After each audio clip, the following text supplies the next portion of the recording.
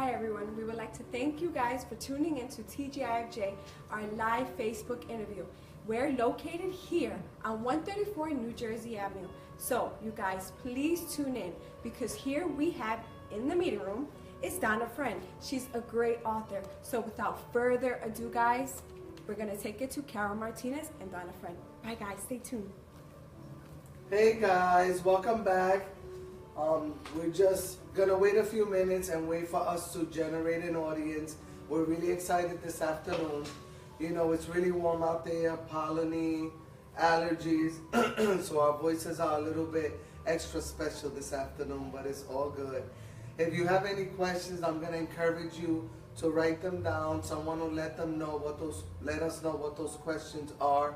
We really wanna answer any questions that you may have, and if we don't have the answers right now, we will surely get back to you. So we will continue to wait just a few minutes. But again, I'm really excited to be here this afternoon with Donna Friend. She's going to tell us a little bit about what she does, about who she is. And as Carol mentioned, she's also going to let us know about this amazing book that she has written. And I'm already halfway through and I'm really excited to finish it. And again, I'm Joanne Martinez. Somewhere over there, somebody said my government name, but it's Joanne. Hey guys. So I'm so glad that you're here, Donna. I thank you for accepting the invitation. We're really excited. I'm really excited for you to share, you know, about what you do. But also your book. I'm excited about the book. Thank you. And I don't want to talk too much about the book because I want our listeners and our viewers to really hear you share about the book. But if you will kindly give us, you know, a little bit of information about you, however you feel led or what you would like to share.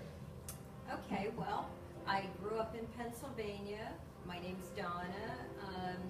Came to New Jersey in the early 80s for a job transfer, and I was in sales, direct sales and marketing and leadership and training in sales for years, and then felt the call to go into counseling.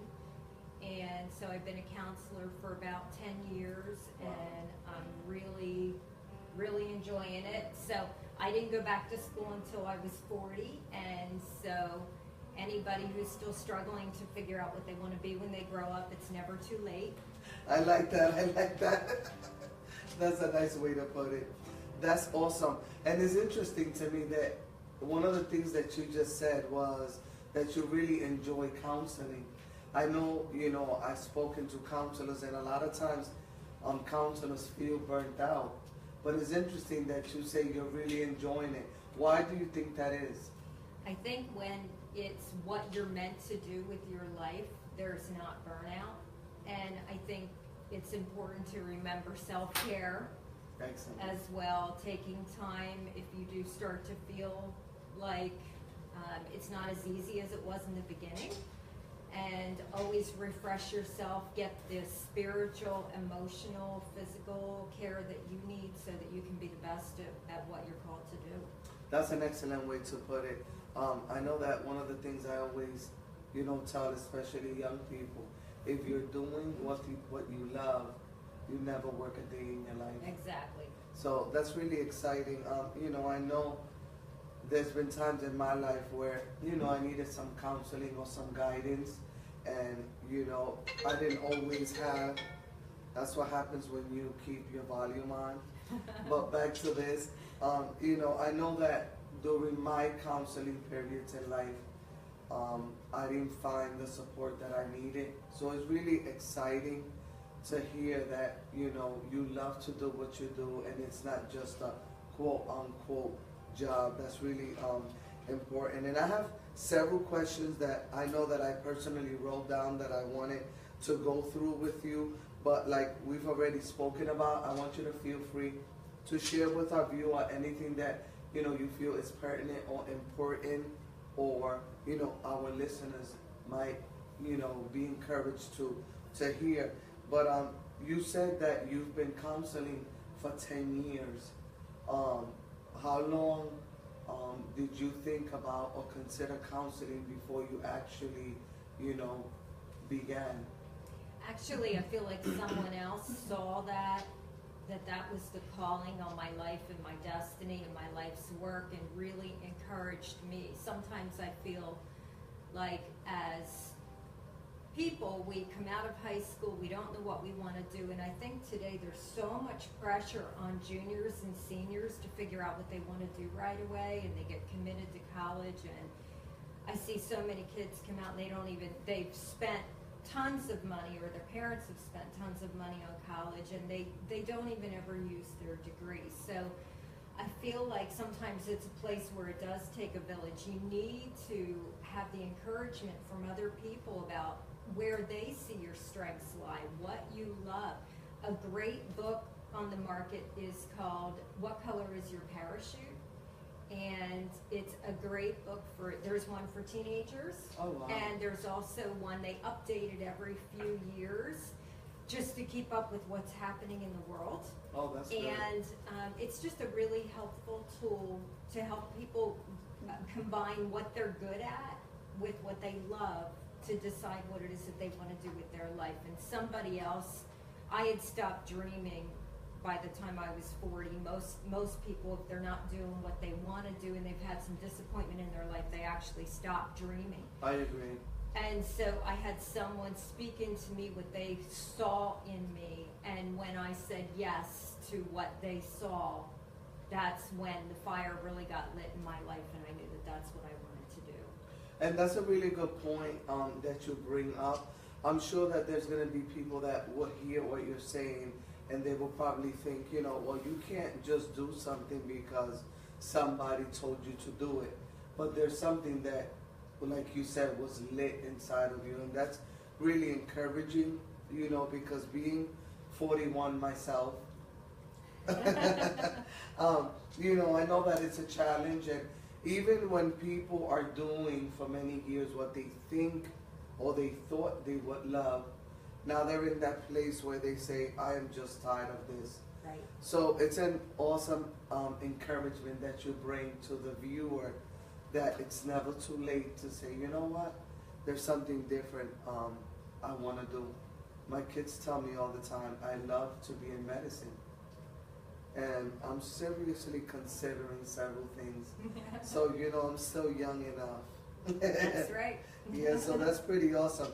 But one of the questions I have here that I know that I had thought about a lot, and because you are in counseling, one of the experiences that I've had during counseling, I felt as though the person that was counseling me didn't understand what I was going through, or they just seemed so separated from our conversation. So I remember that during the counseling process, I would think to myself, this is really a joke. And for the viewer, whoever doesn't know my background, or one of the things that happened in my life was domestic violence. I was in that, life for a long time, and I know that I needed to be restored. So how would you say that some of your life experiences, or what are some of the life experiences that assist you in effectively with your counselees? Okay, it's a great question. Well, as I was being trained by a mentor that I really loved and appreciated, one of her thought processes was that you should really not counsel people through things that you haven't personally been through, because you can cause them to make mistakes.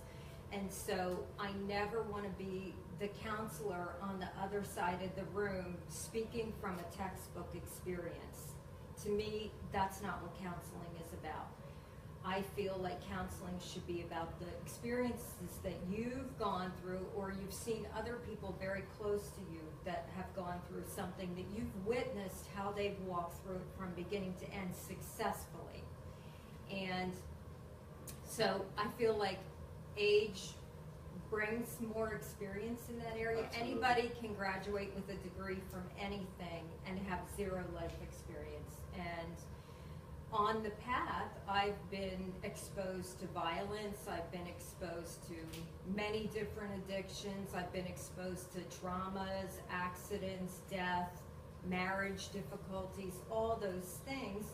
And so the way that I work through those things with God is the way that I counsel other people. And so I feel like the more experiences we have in our life, the more we can really share with others how you can walk through something from beginning to end and be successful on the other side. You kind of know what works, what doesn't work. And I'm grateful for every experience that I've ever been through, because I think it's really helped in the office. And the other piece of the puzzle that I think is really important is a lot of time counselors are told, have a wall and don't share your own personal things.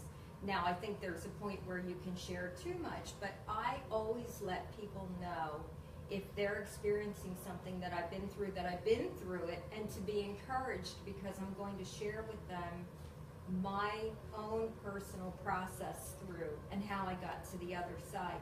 And not once have I ever had anyone say, well, that discourages me. Everybody is very encouraged by that, and they're thrilled that there's someone that's a real human being on the other side of the room that wants to share and be open about their experience to a little bit of an extent without being completely unprofessional at the same time. That's really awesome. And, you know, I just want to add to that, that everybody, you know, has their own, I want to say position. I don't want to use the word opinion, but their own position on, you know, what's most effective based on what they've been through. Right. I'm sure there's going to be, you know, the counselor that's going to say, you know, that doesn't work.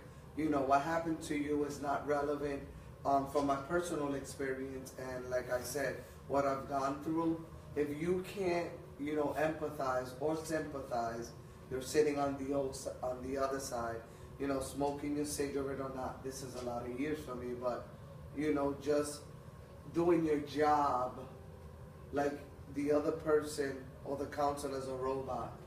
You know, when you're just, you know, the poor you, that's really discouraging. Yes. That's been my experience. But again, you know, we're not here to say, do it this way or do it this way. Right.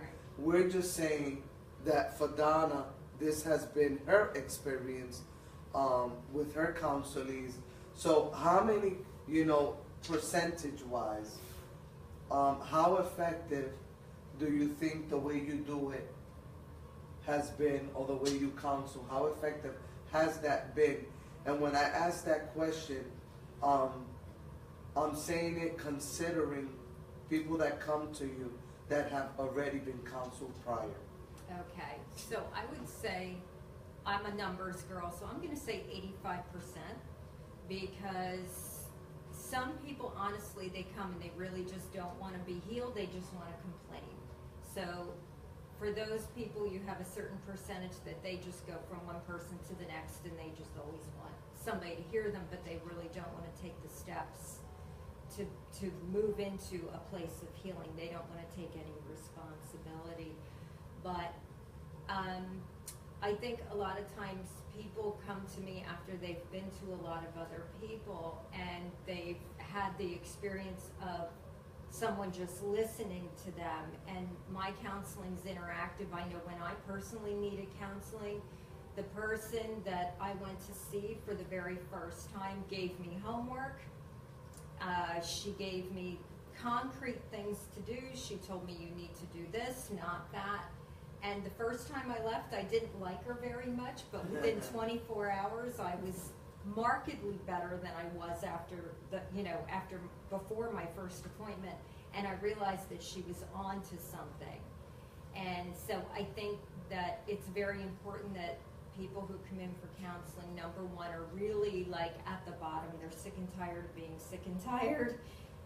They really don't mind doing some homework, and they want it to be interactive, where they're not just sitting and complaining and someone's listening, but they really want to be healed. When you say that, I think of a book that I read by John Maxwell.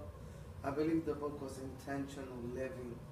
And something that I've learned, and it goes with what you're saying, is that we have to be intentional in the outcomes that we want to see in our lives. So it's interesting that you say, you know, it's almost like giving the person the okay to take control again. Yes. You know, okay, I understand what you're going through, but if you begin these steps and begin to take charge of your life, this will be beneficial. So I like the way that you put that. I know, you know, just like you say, there's different counselors that do it different way. You know, you sit, you lay back, you just talk, and at the end of the day, you know, for me, that was ineffective. I need more active participation from my part. I'm sure it's the same thing with other people, but you know, I can't stress this enough. We're not saying, you know, the way you do it doesn't work. We're just saying that this works as well.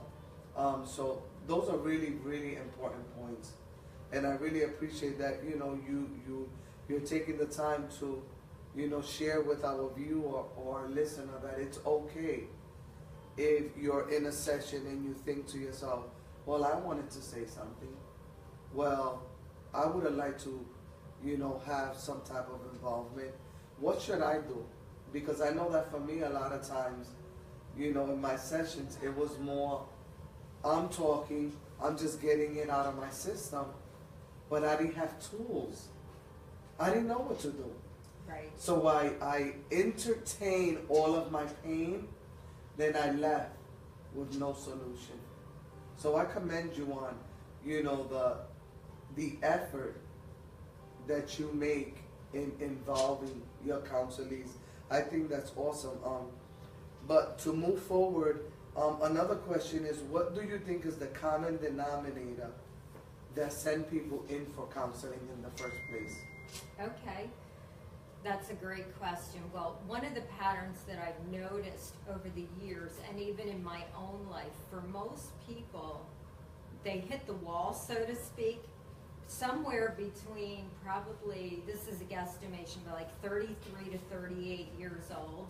And it seems like if you haven't dealt with anything that's happened in your childhood or in your past or even in your 20s, all of a sudden your whole life comes spiraling at you in that time range between like 32, 33, and 38. And I feel like that's a pivotal moment in time for most people, where if they don't begin to get some help and stand still long enough to look back and take care of whatever damage is in their background and in their past, they will either go through a major midlife crisis, or they'll, if they're not in an addiction, they will end up in a pretty serious addiction at that point to try to run from the past. And so I really feel like it's so important not to wallow in the past, but to take a look back long enough to impart forgiveness for yourself where you've made mistakes, extend forgiveness to other people where they have hurt you or wronged you, all of those things. It's so important to look back long enough and reevaluate and then be able to move forward. And so that seems to be the major thing. And when people come in their 20s, I always say, congratulations, you're ahead of the curve.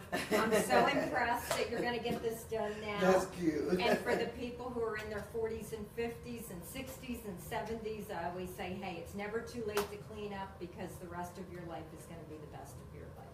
That's really awesome. And it's interesting that one of the questions I was going to ask was, how about the people that say leave the past in the past? And that's one of the things that you address. You know, I know that a lot of times that is what is said. You know, that happened. And I don't think that that usually happens so much in the counselee relationship, leave the past in the past. But I know that a lot of times when you discuss with people counseling, you know, they're like, oh, no, just leave that there. Right. Those are things that definitely need to address. But that brings another question to mind. Just recently, I'm, helping out some young couples as far as marriage and things like that. I do, help out sometimes. But one of the things that a young couple said to me was, well, why should he go to counseling? That was, the wife's question. He thinks, counseling is not for him. There's this stereotype of why people actually do go to counseling. Right. And I don't want to use any derogatory words, but why would somebody want to choose to go to counseling? Okay. Well, I think that there's been a stigma. I was thinking about this today. I feel like the baby boomers, who are us, was the first generation that really had kind of permission to be able to go to counseling. I feel like the greatest generation, the generation before us, there was a stigma on it. Mm-hmm. And I also believe that it's still a cultural stigma in some cultures that it's not okay to go to a counselor. And so I think the most important reason for people to come to counseling, it's almost like when you sit on somebody's couch and have the conversation with them and you're reviewing your life and whatever you're going through during that moment, it's almost like standing on the outside of your life and having a view from the outside looking in with another person who's walked a lot of other people through to healing. And so it's just a really great ability to be able to stand outside of your own life and look back in and assess it with the help of somebody else to figure out, where do I go from here? What do I look at in the past that needs healing? And where do I go from here? And I think it's so important to every once in a while just take a pause and look back in. I do it. I'm accountable to other people too, and I look back in at my own life often just to reassess and make sure that I'm in the right direction, on the right path.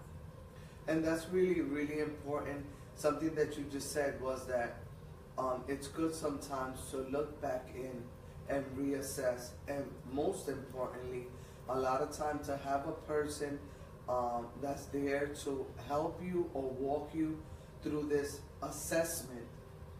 Because truth be told, a lot of times, since we're the ones in the situation, we can't see past our situation. Or other times we talk to, excuse me, people that are personally involved with us, and because they are so emotionally involved, they can't be as, helpful at the moment. So I think it's important. But there's another word that you use often, and I really like that word. You use the word healing. Can you tell us a little bit about why and what do you mean when you say healing? Sure. I feel like one of the most important parts of counseling should be healing from the past. And so if you're not pressing in and just taking care of what needs to be released, what needs to be reassessed, what needs to be forgiven, feel like forgiveness work is one of the most important things in people's lives. They need to forgive themselves. Forgiving yourself for things that cause you shame, things that cause you pain, things that cause you regrets, and forgiving other people. It's so big, and you notice that usually the people who have addiction issues are really frozen in self-unforgiveness and unforgiveness toward others. In fact, as I was writing my book and really working with other people, I realized that even anorexia is rooted in self-unforgiveness, and bulimia is rooted in unforgiveness toward others. Wow, that's a really interesting point, and I definitely want to take the time to, talk about your book a little bit.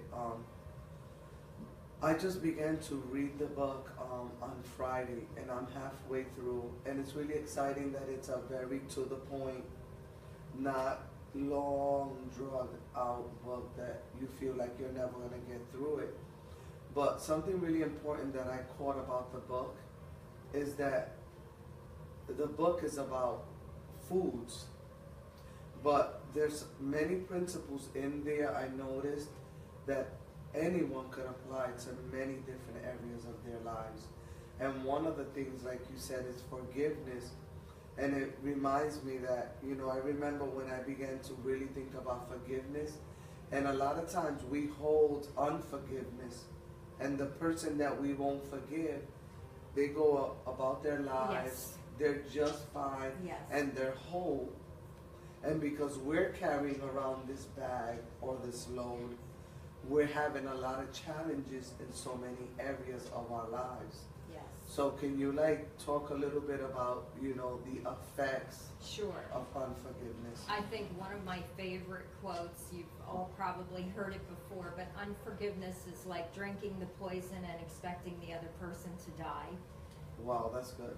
And so I just love that quote because that's really what happens. Like you said, a lot of times the other person's completely oblivious to the fact that they've ever even hurt you. And of course, yes, there are situations where people intentionally hurt us, but most people don't wake up in the morning and say, gee, who can I hurt today? You know, we all get up and we go about our lives and we try to do the best that we can, but another common quote is hurting people hurt people. So if we're not healed from the past, we're going to hurt other people as a result. We're going to be hurt from other people, and it's just a spiral downwards. So it was funny because the last thing I really wanted to do was write another book out there on diet or exercise. There are millions and millions of books. And so when I felt called to write this book, I really wanted to hit the spiritual and emotional side of why people can never stop overeating. And this book is really written for people who they understand how to eat right. It's not rocket science. You live in this world long enough, you understand, you know, what's good and what's not. They understand the physical. But a lot of times people don't connect the spiritual and the emotional to why they can't stop overeating. They can hold out and do well in willpower for a certain amount of time, and then when the willpower runs out, they go right back to their old behavior. And this book is about getting way past willpower and getting the emotional and the spiritual healing that you need so that food bondage is no longer an issue.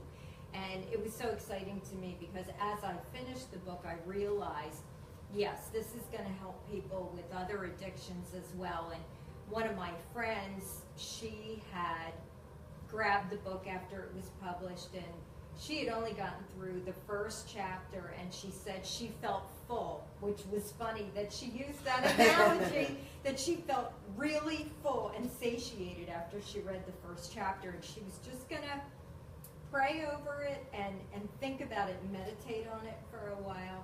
And she, after the first chapter, was able to get released from a 42-year nicotine addiction that she was not able to get rid of any other way. She had tried a million different things. So that was really exciting just to see that happen for her.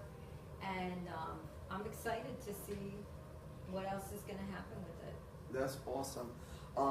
As we get ready to close, I would like you to, if you can, share some of the techniques, you know, that you use during your sessions, you know, with counselees, and then I'm gonna go ahead and close up and let people know where they can get your book and how to get a hold of you. So. Okay. Well, we always do a solid intake process of just finding out how people grew up, where they grew up, what their life was like growing up, because if you are not an only child, you already know that you can have many siblings in the same family, and one kid will say, our childhood was great, and the other kid will say, are you kidding? We had the worst childhood ever. So everybody has a different viewpoint of the same family. So we go through a lot of that, and just how they grew up spiritually, emotionally, where they're at now. Even high school, have they fulfilled all of their educational desires and, you know, their destiny and their calling on their life and those kinds of things. And of course, why they came in, what is the root. A lot of people come in either with marital issues, trauma from accidents, death, divorce, or addiction issues that they need to take care of. And, you know, we just assess, we do a lot of past work and how we're going forward, and sometimes even helping people find the call in their life. I even have a test that I do with some people if they have anger issues, to help them understand what their value style is and why other people make them angry. Oh, wow, And I so, like that. depending I like on that. what it is that they need to work on is what we do. That's There's no pretty awesome. formula. Oh, okay, excellent, excellent, yeah. So it's really encouraging to hear you say that there is no formula, because there isn't, okay, let's, you know, put 3 here, let's see what's the total, okay, this is what you are. So it's really encouraging because, you know, we're all unique. Yes. We're all wonderfully made. Yes. And, you know, we all have to be dealt with according to who we are as individuals. But definitely, I want to take the time now to tell our viewers a little bit about your book. I know I could let you do it, but I want to do it because I'm really liking this book. I'm really enjoying it. It's called Journey to Acceptance, Spiritual Release from Food Bondage. But just as she stated, she has a friend that just getting through the first chapter, it helped her with a nicotine addiction. When I first picked up the book, I thought, food bondage, that's not really my, you know, I like to eat, don't get me wrong, but, you know, I can take it or leave it. I know it's not the same for everyone. And of course I picked up the book because we were going to be talking. Little did I know how beneficial this book is going to be for you. And even if it's not that you know the viewer has any specific issues, but to me it's very empowering to be able to realize when somebody's having, you know, whatever problem it is, and to be able to realize it or to notice it and to say, you know what, there's help out there. Not because there's anything wrong with you, but because you want to become healed and as whole as you possibly can. Because like I already said, we're all wonderfully and fearfully made, and you're important. And that's basically what we wanted to say this afternoon. You know, you're important. Your thoughts are important. How you're feeling is important. Your emotional, physical, and spiritual health, all those things are important, and they go together. So we wanted to take that time, you know, to encourage you. Again, Journey to Acceptance, Spiritual Release from Food Bondage. We will share Donna's information at the bottom of our video. Share the video with someone if you know that they might, you know, just need to talk to someone. Is there anything else you would like to leave the viewer with? I have 2 blogs. One is attached to the book. It's called AnnaAnnabelle.com, and that will be at the bottom. And we've had some really great people share their own stories that have been struggling with food on that site. And there's recipes and things as well. And then RevelationsOnTheRun.com is another blog where I get downloads when I run. And so I blog what I get when I'm out running. Oh, that's awesome. That's awesome. You know, it's interesting that you say that because I actually was running as I read. It's a bit of a challenge, by the way. Yes. It's hard to keep your eyes in the right line, Yes. but I did get through some pages That's doing great. that. I went out with my grandson, and he's like, "Mamita, are you really gonna read and write?" I mean, read and run. I'm like, I know that this is supposed to be our time to talk, but I gotta get to this. There is an ebook on Amazon if you want to read and run. It'll be a little bit easier. But I just want to thank you for taking the time to be with us. Thanks for having me. Yeah, definitely. Maybe, you know, later on, based on our questions, feedback, maybe we'll have you come back, and maybe you will consider coming back, you know, sometime in the future. But again, I want to thank you for taking the time. I'm hoping that there's a viewer, a listener, that something was said that it was of benefit and of help to you. We're definitely going to share the information for you to be able to contact her if you would like. If you have questions, I would definitely forward them to her. If you want to reach out to us, I can always forward the information to her, but just be mindful that you're important, and you know, there's something that you need to discuss. You're not sure if a counseling session will be beneficial. Just think about it like this. You want to get strong muscles, you work out. This is a way of strengthening your inner self. So again, share the link with someone that might, you know, benefit from what we've spoken about today. Share your questions, reach out to any of our emails, take a look at the websites, which we will also make a note of below, and enjoy your afternoon. Hope to be with you again in the next couple of weeks. We will be having Michael Forrest with us. I will definitely share some information about him as well. He will be with us in July. Again, I'm Joanne Martinez here at the meeting room by Soaring Diamonds at 134 New Jersey Avenue in Absecon, New Jersey. And again, this is Donna friend, and we just want to say have a wonderful afternoon and happy 4th of July. Stay blessed.